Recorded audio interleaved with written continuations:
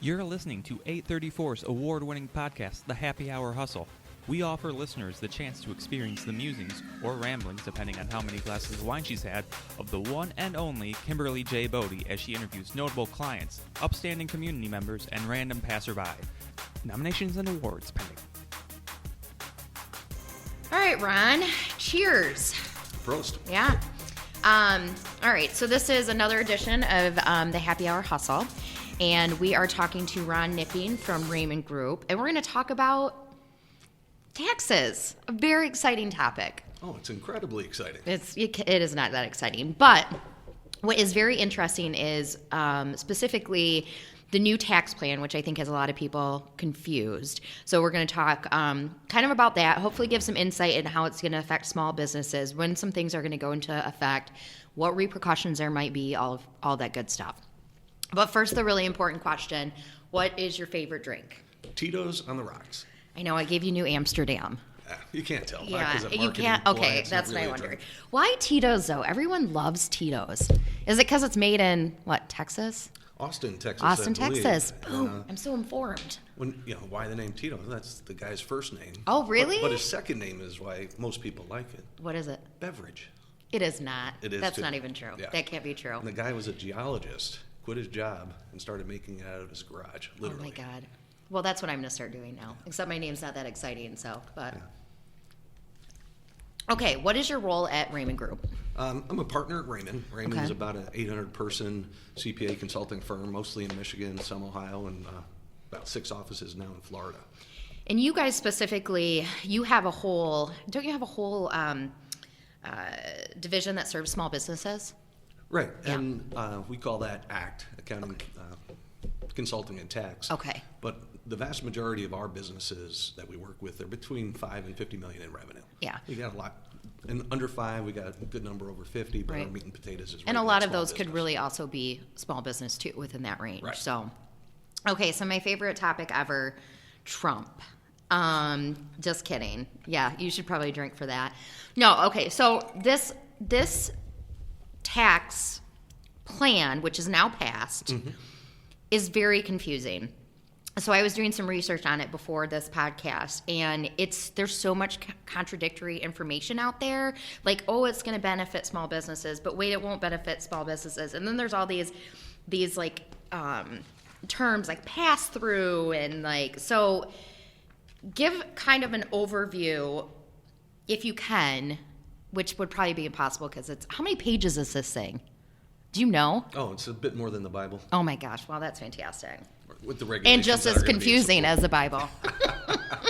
Okay, so who truly benefits from this tax plan? The answer to that is kind of what we should do for a drinking game during this right. happy hour broadcast. Right. When I say it depends, we have to take a shot. Okay, so we'll be real drunk at the end of this. Fantastic. But there are several groups of winners and there are several groups of losers. The winners, first off, is about 80% of the American population. Okay. Their taxes just got incredibly simple. Okay. The doubling of the standard deduction for a family at being $24,000, they don't have to worry about keeping receipts. They don't have to worry about what their local taxes are, their property taxes, because the vast amount of the population don't take more than $24,000 worth of deductions in a year. Interesting. Okay. So for that... And explain what deductions mean for those of us that are a bit simple-minded like myself. If we were married and we filed jointly, basically our first $24,000 of income isn't going to be taxed on a federal. Okay. Because that's your standard deduction from your ordinary income. Got it. That's a good number of people, and it makes life simpler. People with kids will tend to win on this because the child tax credit just went from $1,200 a year to $2,000. What if you just have a lot of dogs? You're really happy because dogs don't talk back to you. Well, that is very true. That is very true. You tell them. Yeah, that's true. They do pee in the house sometimes, but it's fine. It's fine. And again, for the average taxpayer, you're looking at a family. You're looking at about $1,600 a year more in their pocket. Okay. And some people, especially what you hear in the news, that's chicken feed. Yeah. But you also just saw a survey last year that the average American couldn't come up with $400 to fix a car if they needed to. Right. Right. They can fix their car 4 times. Well, and plus, I mean, let's be honest, there's not a lot of people that have a savings account or really have like an emergency fund. So, that's where that could obviously come in and be beneficial. Yeah. And when you're talking about, small businesses, that's really where we start drinking a lot of shots, because it's very confusing. Yes, and very it's confusing. Totally dependent on the facts and circumstances of those businesses. Yeah. But in general, the business owner's life is going to become simpler. Okay. Because once Do I not have to keep receipts anymore? You want to keep receipts. Oh, darn it. Okay. But it becomes a lot simpler in that once you go through the planning in your first year with your CPA, Yeah. you're going to totally understand what's going on. Basically, a lot of the stress in tax work for small businesses is going to go away. And you say, okay, that doesn't really matter that much, but for small business owners in general, your taxes will be going down some. Okay. And your life is simpler. Yeah. You go, okay, so that's good, but what else is it? Yeah. That's part of what's driving the economic recovery right now, is the expectation that business owners' lives are going to Will get be better. easier. Because how many hours do you have in a day? Not enough. Well, let's say 24 hours. Mm-hmm. Same here. I'm a partner, I'm a business owner. When you're trying to get work done, when you're trying to grow your business, you only have X amount of energy. Yeah. Between the deregulation that's going on and then the simplification or easier the tax reform, Yeah. you're going to have 2 emotional, time-draining parts Oh, yeah. removed from your Oh, life. yeah. So you're going to be able to concentrate more on your business, and that's where the true winning Hopefully comes making from, more is money. economic growth. Okay, so there's a lot of confusion around deductions. At the end of the year, I think a lot of people were told or were under the, or had the, maybe it was a misperception or just assumed that the deductions were going away. That was kind of like, that was going around. Everyone was like freaking out, losing their mind. I know I was told by my accountant at the time that, we don't know really what's happening with that. So it would be good for you to, buy as many things as you can still in this year so you can still write them off. Now, what is the reality of that? You're getting, again, towards the facts and circumstances. But there was a lot of concern at the end of the year. And most of the action that was going on were because tax rates were effectively higher in 2017 than they will be going forward. Things like charitable contributions made more sense. Okay. That was an easy one. You saw a lot of panic on the TV news at night coming from New York, Chicago, and California on people trying to prepay their state or their local property taxes. Yeah. Because they're hoping to be able to deduct it in 2017 where the tax rates were higher than 2018. Okay. And also the limitations on deductibility of state and local income and property taxes were pretty much uncapped in 2017, but now there's a $10,000 limit on how much of your state income tax and your property taxes you can take as a deduction. Okay. And for most of us in the Midwest, that's fine because most people don't pay more than $10,000 of state income tax and property tax. Yeah. The biggest losers there, and that's one of the part of losers, are really rich people who earn a lot of money and live in New York, Illinois, and California. Yeah, I don't feel so bad for them. That's why you see it on the media, because that's where all the media lives. Yeah, it's rough for them. But if you take a step back and look what this reform does, is previously the 47 other states pretty much paid 1/3 of the local property tax and income tax for those people in those high tax states that earned a lot of money. Now everyone pays their own way.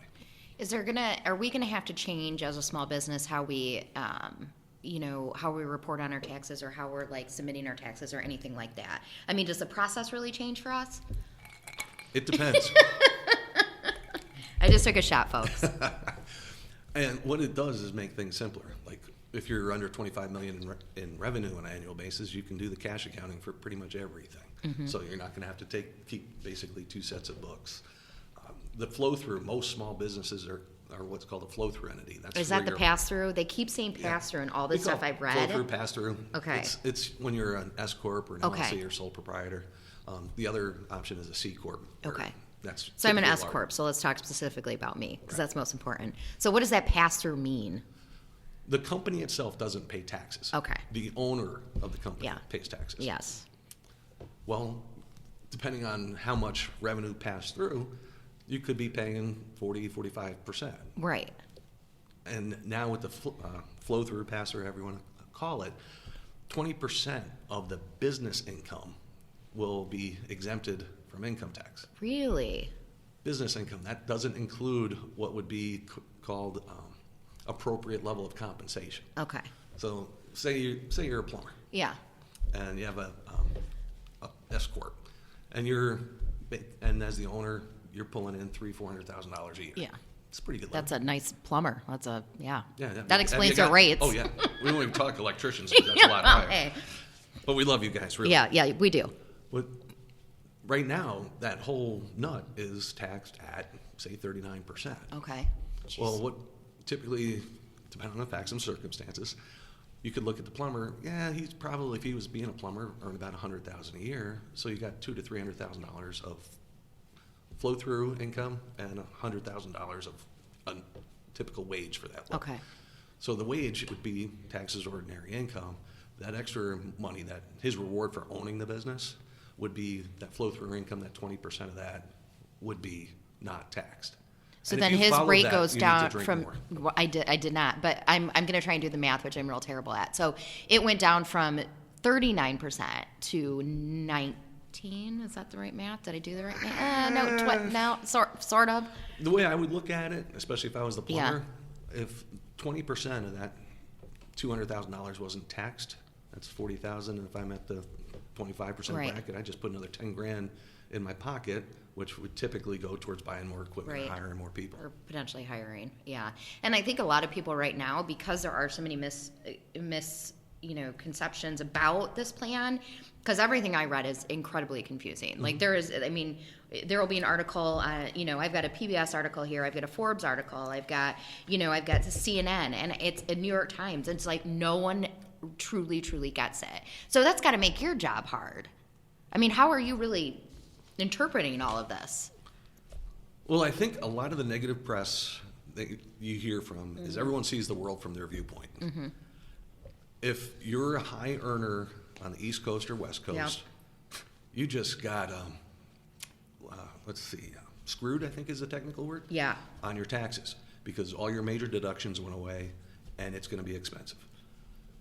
But if you look at the population, that's not that much. That's not even 20%. That's more like 10% of people are going to get on the short end of the stick. And those are those type people in those marketplaces.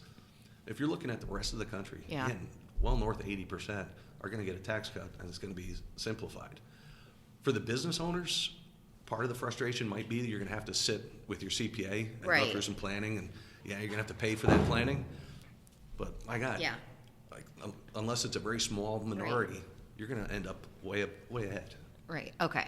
So true or false? This is an article I read. There's a 20% deduction for all pass-through businesses. That's that 20% we just talked about. So true.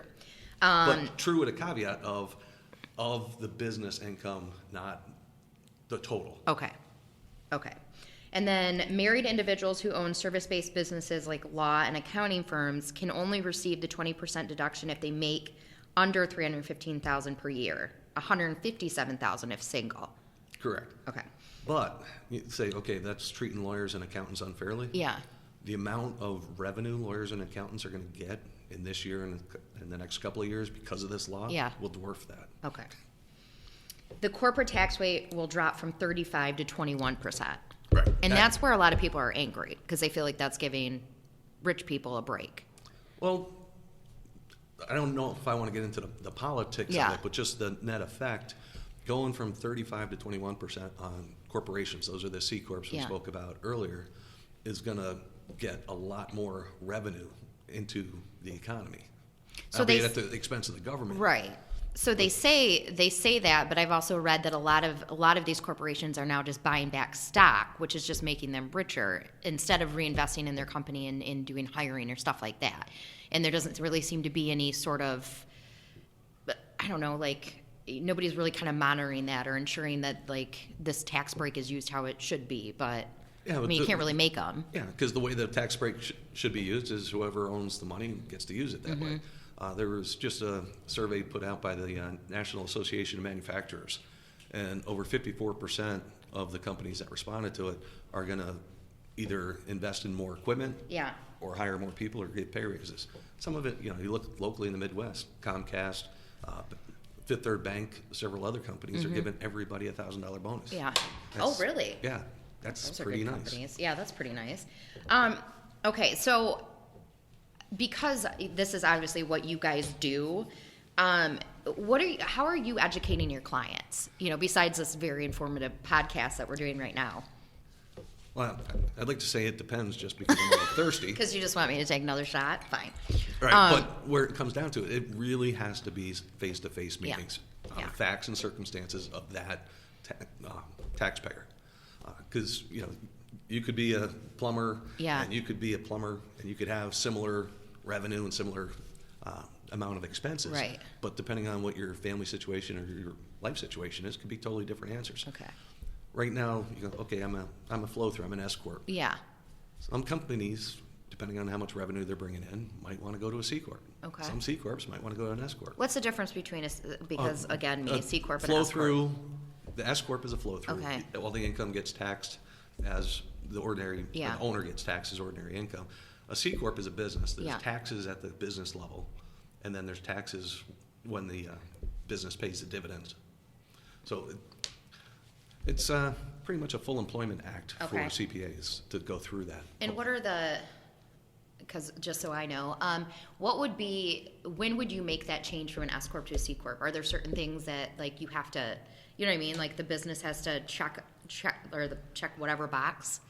Well, again, to the facts and circumstances, because when you're looking at the deductions for different types of properties, do you have international business, and even just how much the business generates as profit, how much you as the owner want to get that profit out, makes a big difference. Okay. And it's going to generate a lot of Excel spreadsheets. Oh my God. Ugh. Okay, so where can people find Rehmann? Well, you can find us on the web at rehmann.com. And we're pretty much everywhere. We're gonna head to the holiday after this. No, this has been really informative. Do you think as we kind of move forward, that there will be more understanding around this, and as individuals like yourself start to really dissect it and dive in?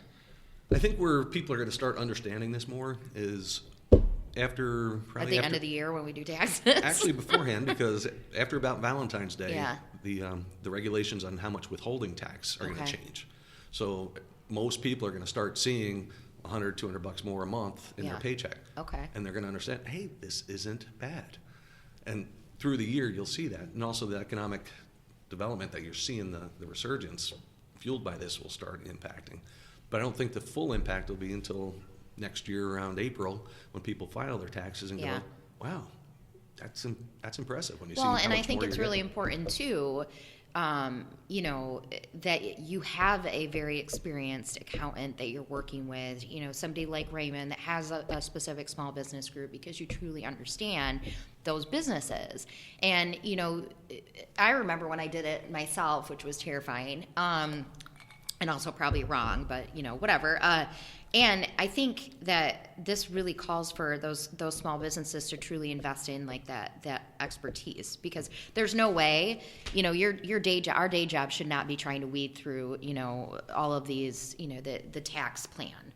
Oh, agreed. But again, 80% of our population, this is going to be great, because they don't have to pay, that $1,600 a year in a pocket more doesn't include the $300 or $400 of paying H&R Block. Most people should be able to fill it out on their own, because it's going to be so straightforward and simple. That 10 to 20% of our population that either are high earners or folks like us that own our businesses, yes, it's going to be worth every dime you pay your CPA, your experienced CPA, to work through this. But having a CPA firm that focuses on small and medium-sized businesses is going to be key, because how this law impacts Boeing Corporation is totally different. Totally different. Than if you're a small business owner. All right. Well, in our next podcast, we're going to talk healthcare. I'm just kidding. We only will do one heavy topic a month, I promise. But I do think this is important that people understand, because I know that myself, being a business owner, I just want to stick my head in the sand and be like, I don't know what's going to happen. I have enough stuff I'm dealing with on a day-to-day basis. But this is stuff that we really, truly do need to understand and have to plan for. So And I still think there will be a lot of surprises within it. And I know that's, that's my thought as a business owner. I think there will be some surprises. And I think things won't always turn out the way the anticipated result is expected to be. But, we'll see. We'll see. I think if you invest the time and the money with your CPA during this tax season of now through May, sit with them, analyze what you did last year, talk about what you should do different this year. I don't think there's going to be too many, if any, surprises if your CPA is worth the worth money what you're paying them. Yeah, it's if you don't plan or you go to someone who's not expert in the small, medium-sized business world, that's when you're going to have surprises. Yeah. Well, and then you're also not a priority, and I think that's important too, So, all right, well, cheers, everyone. Yay, taxes. We're going to take one more shot, and then we're going to call it a podcast. So tune in, next time. What do we publish these, like twice a month? Alex? Every 2 weeks. So there's Alex, everyone. He's the man behind the mic. All right. Well, thanks, Ron, for coming. Rehmann.com. And obviously, check out 834design.com. And I'm going to have we'll do a few articles on this topic as well. All right. Thanks for having me in a beautiful new space. Yeah, right? Thank you. Thanks, everyone.